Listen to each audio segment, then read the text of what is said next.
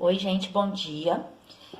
Nós vamos para a nossa aula dessa semana, onde a gente vai conversar sobre a República. Como funciona essa forma de governo, né? Já que a gente está falando sobre política, nós vamos seguir nesta linha e vamos tentar entender por que a República é importante. Porque a gente vive em uma república. Nós temos esta forma de governo no nosso dia a dia. E eu começo explicando para vocês a origem desta palavra. Essa palavra é uma palavra de origem latina, tá? E antigamente ela era escrita assim, res, que significa público, tinha um S aqui, portanto, pública, né? É coisa pública, aquilo que pertence a todos, ao povo. Lembrando a vocês que o conceito de povo daquela época não era bem o conceito que a gente tem hoje, né? Mas vamos lá, gente, vamos tentar entender como é que funciona uma república. Desde já eu falo para vocês que essa aula vai ser dividida para não ficar um vídeo muito longo, né? Hoje a gente vai ver a história da república, vamos dizer assim. Olha só, meus amores, antes da gente falar sobre a República, eu queria lembrar com vocês uma coisa que a gente estudou nas nossas últimas aulas. Nós aprendemos sobre vários termos políticos. E aí, gente, olha só, nós vimos o Estado brasileiro, um dos termos que vocês aprenderam foi esse. Para lembrar vocês o que é um Estado, porque olha só, gente, todas as nações do mundo formam Estados. O Estado é o lado político da nação. Enquanto a nação é um conceito mais afetivo, e eu dei até o exemplo para vocês da nação rubro-negra, o Estado é um conceito político. Então, o que é o Estado? É o território brasileiro. Então, olha aqui, o nosso mapa aqui, o nosso território, não existe Estado sem território. Então, para ser um Estado, precisa ter um território. Olha aqui, precisa ocupar um espaço geográfico. Aqui dentro está o povo brasileiro, né? Pois é. E olha só, gente, um Estado, ele é a união do território com todas as organizações que cuidam da população. E eu citei algumas para vocês aqui, Vamos ver quais são. O governo, as escolas, a educação, as universidades, os hospitais, a saúde, as leis e a justiça, a previdência social que cuida da nossa aposentadoria, ciência e tecnologia. Olha, gente, nesses tempos de pandemia, como a produção científica está sendo valorizada, está sendo necessária, está sendo importante, né?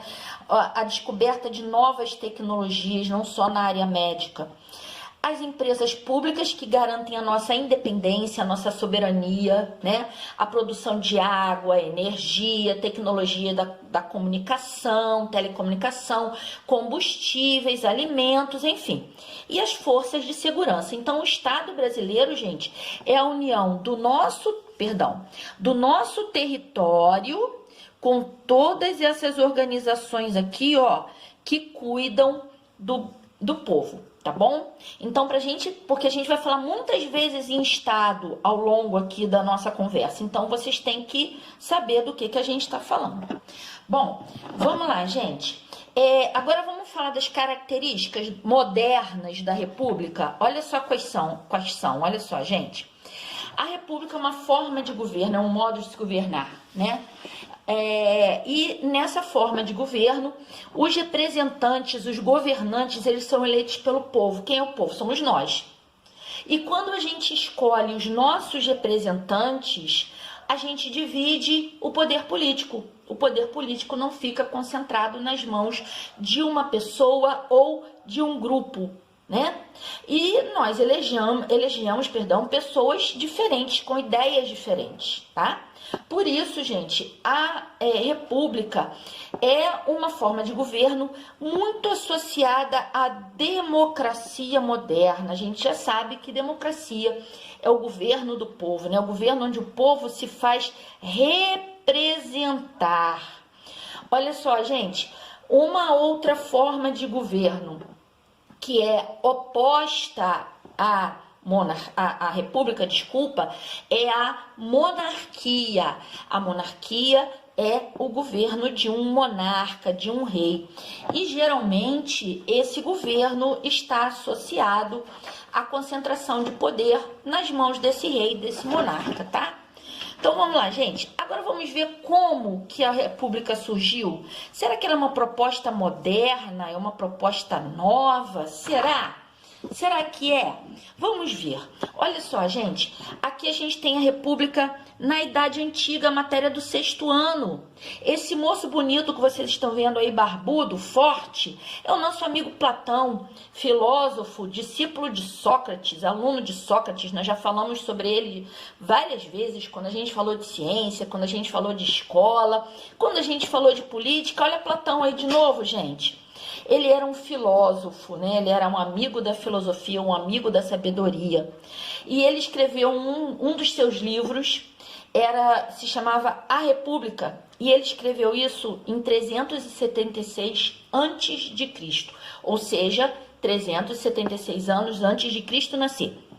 E o nosso amigo Sócrates vai dizer que a república era uma forma de governo onde todos os cidadãos pudessem participar e contribuir. Justamente por isso, ela precisava ser baseada no conhecimento e na justiça, na ciência e na justiça. Agora, olha só, meus amores, eu lembro a vocês que todo povo participar exclui as mulheres, os escravos, né? Nesse período, a gente entende como povo as classes mais altas, tá? As classes mais ricas. Aí depois nós chegamos à Roma Antiga. Olha só aqui, gente, eu coloquei aqui uma pintura do Senado romano, né? Roma se tornou uma república no século 6 a.C., lá pelos anos de 500 e alguma coisa antes de Cristo. Essa república ela teve tanto sucesso, ela foi tão importante que ela durou cerca de 500 anos. Ela existiu até o ano 27 a.C., tá? E os romanos se tornaram uma república depois que eles conseguiram dominar todos os outros povos que viviam no que hoje a gente chama de Itália. Então, eles derrubaram o rei que governava até então e formaram uma república. Nessa república, o poder estava dividido principalmente entre duas classes de representantes, vamos dizer assim, que eram os senadores e os magistrados, tá? Olha só, gente, já vamos falar sobre eles especificamente. Eu vou mostrar aqui para vocês quem eles eram, o que eles faziam. Agora eu coloquei aqui para vocês uma figura, eu não sei se está dando para vocês verem bem. Isso aqui é um monumento antigo de Roma, tá? Onde tem as seguintes iniciais, SPQR. A república, gente, para os romanos, ela foi tão importante que ela recebeu esse nome que está aqui, ó, Senatus Populusque Romanus, que tem essa abreviatura aqui, ó, SPQR. Isso quer dizer Senado e o povo de Roma. Na verdade, gente, Roma não se chamava Roma, nem República Romana. Se chamava, o nome do Estado romano era Senatus Populusque Romanus. Senado e o povo de Roma. Em Roma existem ainda vários monumentos antigos com essa marca. E o próprio time, né, da Roma, ela até bem pouco tempo tinha em seu uniforme essa marca, tá? Não sei se ainda tem. Bom, vamos lá, gente, mas vamos ver como é que a República Romana funcionava. Ó, vocês têm aí um senador com essa cara aí, né? Esse senador aqui, ó, com esse manto vermelho, que era o símbolo do poder, né? Os senadores, eles eram... esse nome senador vem de senex, que em latim significa ancião. Então, eles eram homens mais velhos, né? Eles tinham como principal função leis, né? Legislar, criar leis. E eles também representavam o Estado romano diante de outros povos, né? Representavam o país, né, vamos dizer assim, diante de outros povos, e eles supervisionavam, eles tomavam conta do trabalho dos magistrados. Olha aqui a figurinha de um magistrado aqui para vocês verem, é até bem parecida, né? Aqui a gente tem um desenho meio que de brincadeira e aqui a gente tem uma escultura da época. Ai, tá torto, deixa eu botar aqui direitinho. Pronto. E aí, gente, eu coloquei, olha só, os magistrados romanos, quem eles eram? Eles eram juízes. E eles tinham como função administrar, governar o Estado romano, as várias cidades, as várias regiões do Estado. Então, olha aqui, ó, o posto mais alto entre os magistrados era o cônsul, ele era o chefe militar. Depois vinha o juiz propriamente dito, ele tinha o título de pretor, ele cuidava da justiça. Tinha o questor, que cobrava os impostos, né? O edil, gente, é o que hoje a gente chamaria de prefeito. Ele tinha a tarefa de fiscalizar as atividades comerciais, que eram importantíssimas para Roma, e cuidar da administração das cidades. E por último, a gente tinha o censor, né? Ele contava a população, daí vem a palavra censo, também fiscalizava os candidatos a edil e cuidava da moral e dos bons costumes. Aí vem também a palavra o termo censura, né?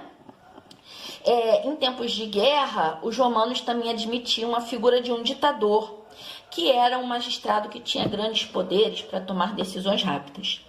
Olha só, gente, logo após a República, né? Roma inicia suas grandes conquistas e se torna um império. E o poder político, que antes era dividido entre os magistrados e os senadores, ficou concentrado nas mãos do imperador.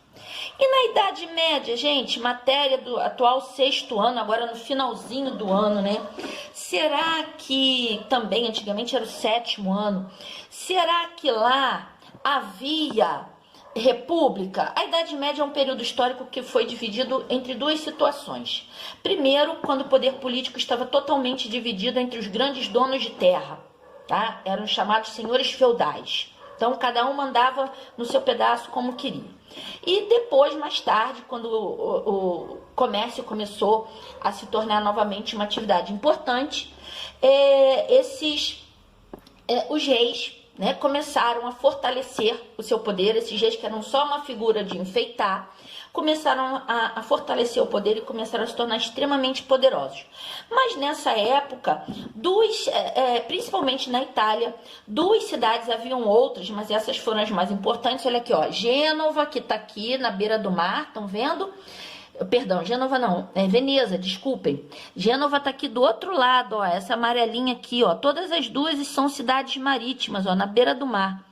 Elas se tornaram cidades muito ricas, porque elas enriqueceram por causa do comércio de especiarias. Olha aqui as especiarias aqui embaixo, gente. Ó, cravinho, pimenta, anis, gengibre, canela e outros temperinhos que hoje a gente compra baratinhos, mas que naquela época era caro pra caramba. E essas cidades, navegando, né, pelo mar, iam lá ao Oriente, pelo mar Mediterrâneo, compravam esses produtos e vendiam para os europeus, ganharam dinheiro pra caramba.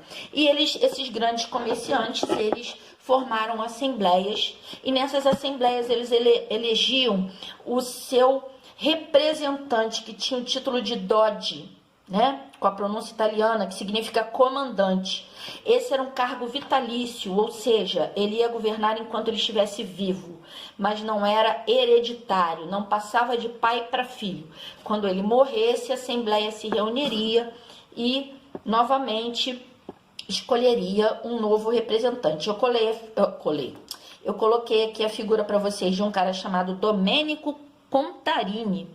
Esse cara foi um dos doges de Veneza no século XI. Olha só, para vocês verem há quanto tempo eles já tinham, né, essa prática. Agora vejam, gente, eram os grandes comerciantes, não eram representantes do povo. Mas aí nós chegamos até a Idade Moderna, né? Matéria do 7º e principalmente do 8º ano, né? Olha só, gente, olha aqui, na Idade Moderna, a gente vai ter finalmente o século das luzes, né? o iluminismo. Novamente, vamos nós falar sobre o iluminismo. Então, olha aqui, ó. Botei uma lampadazinha aqui para vocês, né? Mostrando o século das luzes. O que era a luz? Era a ciência, era a leitura, era o conhecimento, né? E aí eu coloquei, gente, o nome para vocês de vários filósofos desse período. John Locke, Voltaire, Adam Smith, Rousseau, Isaac Newton, especialmente para você, Eric Riquelme, para você, Agatha, para você, Suzane, e Benjamin Constant. Olha, lembrando que esse Benjamin Constant que eu estou falando aqui não é o brasileiro não, tá, gente? É o francês, lá do século XVIII. Todos esses aí, eles vão falar sobre a necessidade do desenvolvimento da ciência, das liberdades individuais, religiosas, econômicas, e entre todos eles estava, que eu coloquei aqui a vermelhinho para vocês, um cidadão chamado Montesquieu. Ele vai ser o primeiro a dizer que o poder deveria estar dividido em três: legislativo, executivo e judiciário, tá? Muito bem, gente, essa divisão do poder que antes ficava concentrado nas mãos do rei em três é a base da república do nosso tempo. E aí, gente, olha, vamos ver aqui uma coisa, ó. Essas ideias iluministas, elas foram tão importantes que elas não ficaram presas lá só na Europa não, tá? As ideias iluministas, essas ideias, igualdade, fraternidade e liberdade. Esse era o lema da Revolução Francesa. Esse do iluminismo, na verdade, né? Foi tomado dali.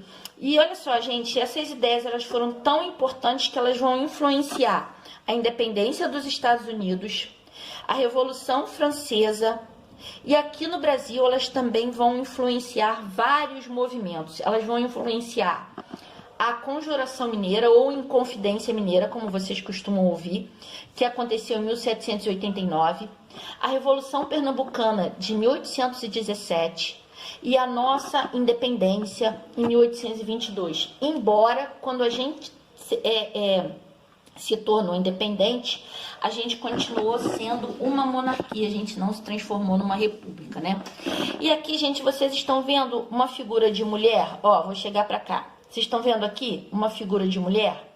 Pois é, essa figura de mulher aí é uma das representações da República. E ela tem um nome, embora ela nunca tenha existido de verdade. Ela se chama Marianne. E Marianne era um nome muito comum na França do século XVIII. E ela se tornou muito popular quando um pintor chamado Eugène Delacroix pintou um quadro chamado A Liberdade Guiando o Povo.